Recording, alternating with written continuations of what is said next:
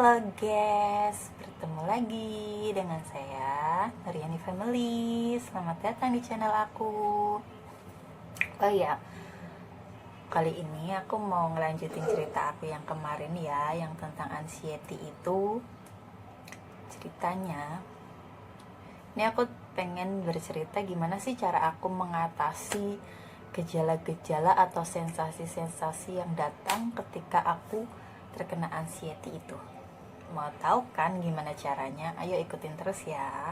Tapi sebelumnya jangan lupa like, comment, subscribe, and share, oke? Dan jangan lupa selalu rajin-rajin komen di bawah ini nih.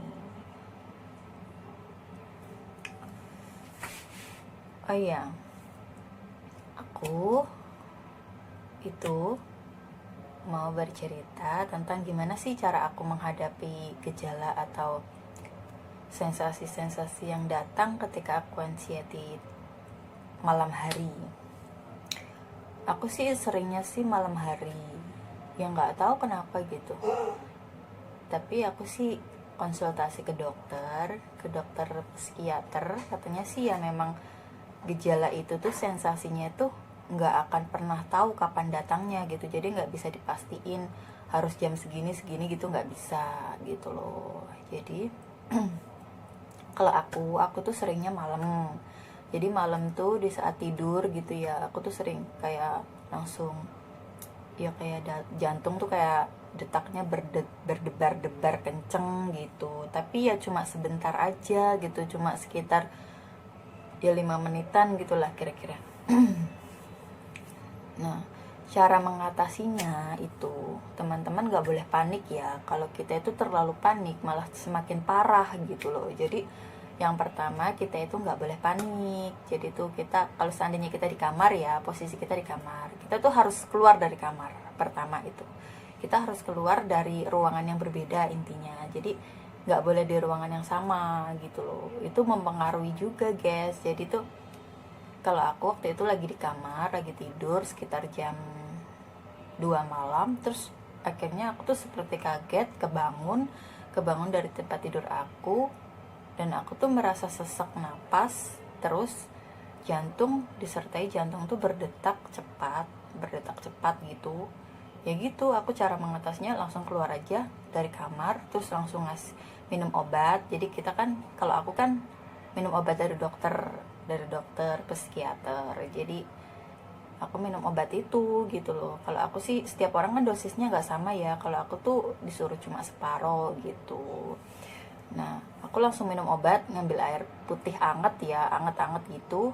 Terus minum obat, habis minum obat kita tuh keluar. Pokoknya itu dalam keadaan udah di luar ruangan ya, ruangan yang sebelumnya gitu loh. Jadi setelah kita minum obat, kita tuh duduknya tuh dengan cara tegak gitu.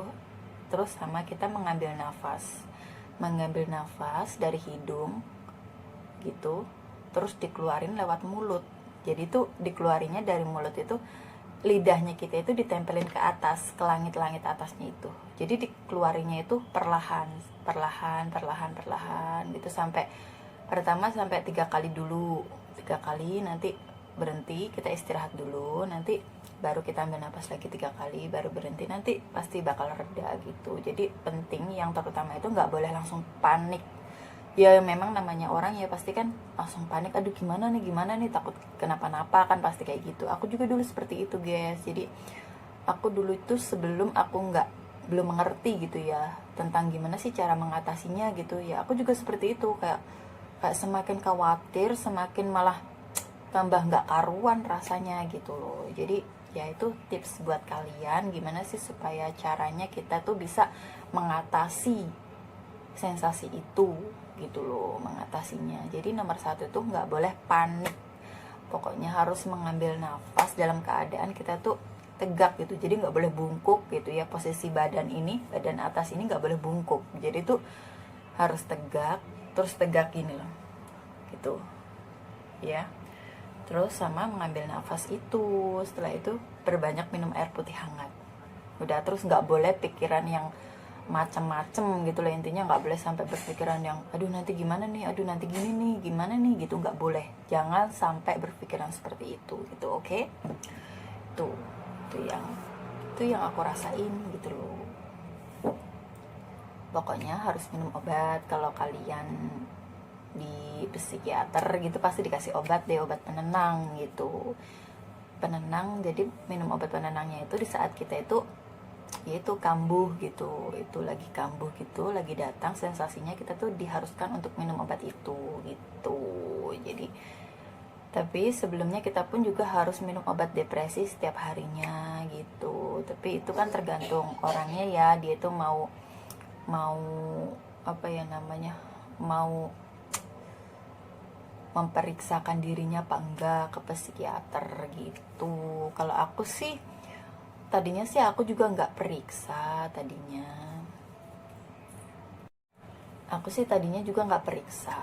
Tapi berhubung aku kok begitu terus gitu, terus alhamdulillah aku mencoba untuk periksa lah ya, harus menerima keadaan lah intinya ya. Ya udahlah, mau dibilang aku tuh seperti apa, aku dibilang seperti apa, maaf ya guys, itu nenek aku lagi batuk. Jadi mau dibilang seperti apa kayak seperti apa gitu, ya udah nggak usah mikirin orang lain gitu loh. Terkadang kan orang ada yang berpikir, aduh aku kalau ke psikiater pasti aku dikira nanti aku punya gangguan jiwa lah, gimana lah gitu. Ya itu sih tergantung kitanya aja gimana kita.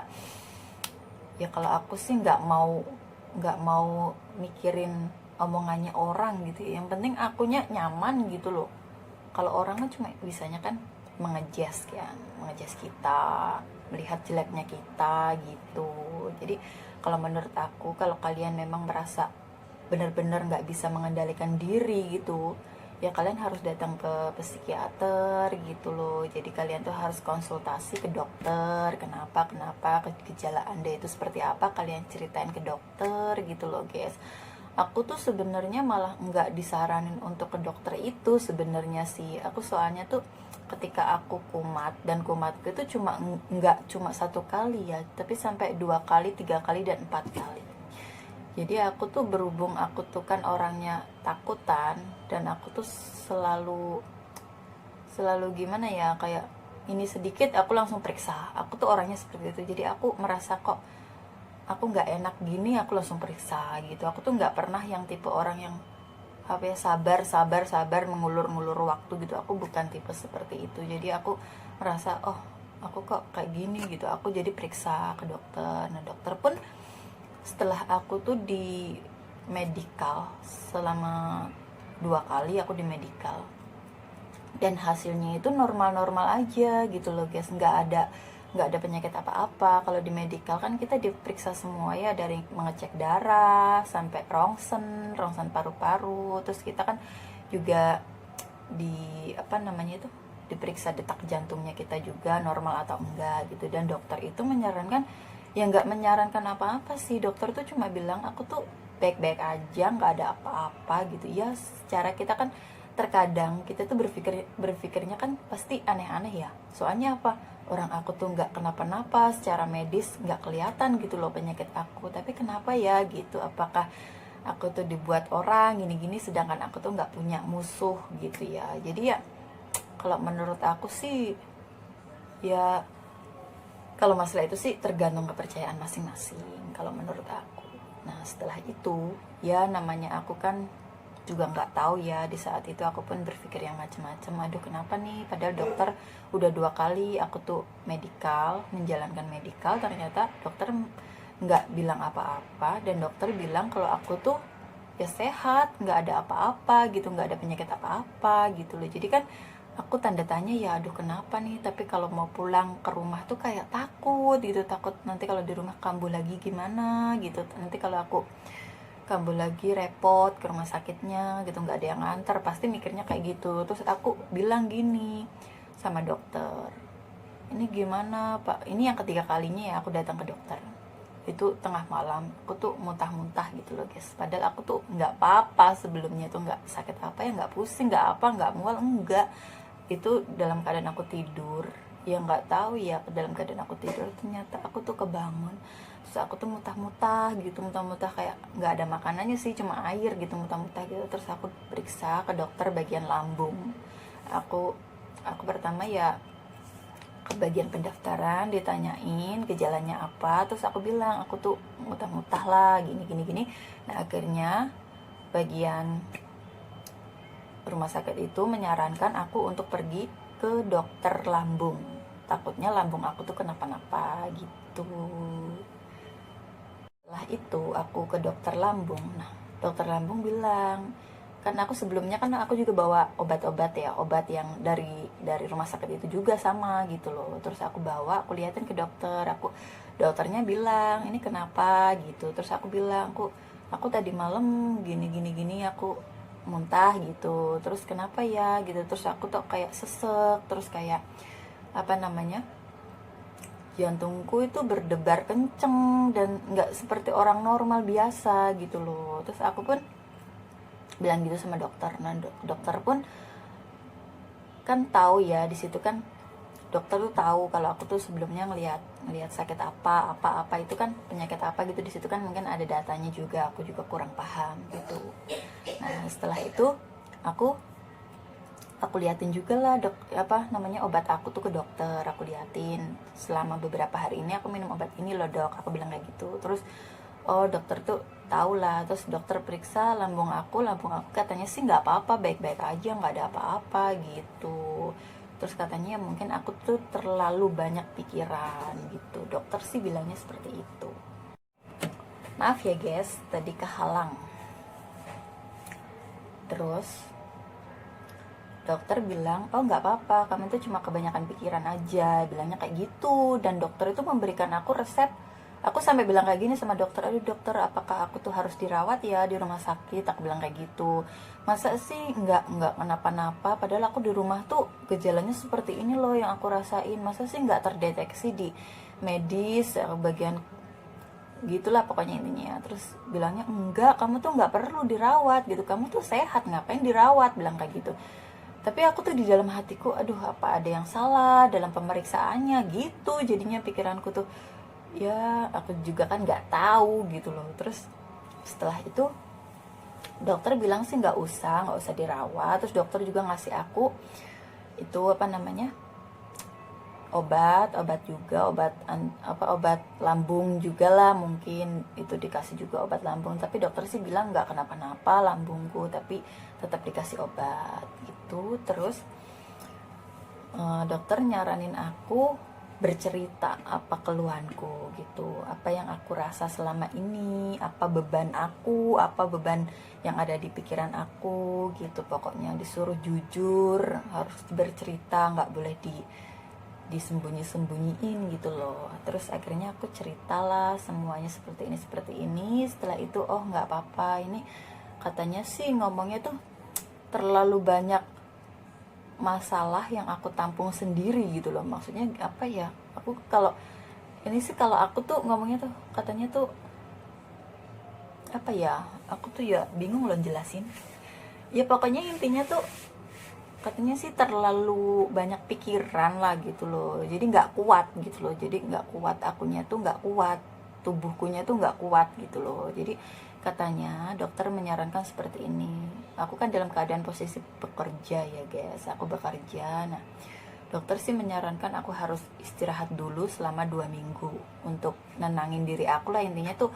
Tapi aku tuh nggak boleh di rumah, aku nggak boleh di rumah sendiri, nggak boleh. Jadi aku tuh harus pergi ke suatu tempat ya, menghibur diri aku lah intinya tuh, kayak bersama teman, terus cerita ngobrol. Soalnya tuh aku bilang sama dokter bilang ini kalau kamu ini kumatnya itu seperti apa gitu, gejalanya itu datangnya seperti apa gitu. Terus apa namanya, aku ditanyain kalau di keramaian itu kamu takut enggak, terus kalau ketika sendiri itu kamu takut enggak gitu. Terus aku bilang, oh kalau ketika keramaian aku nggak takut dok, aku bilang kayak gitu. Tapi aku tuh takutnya itu ketika aku sendiri, aku tuh merasa mikir yang aneh-aneh pokoknya, yang nggak tahu kenapa, aku bilang gitu.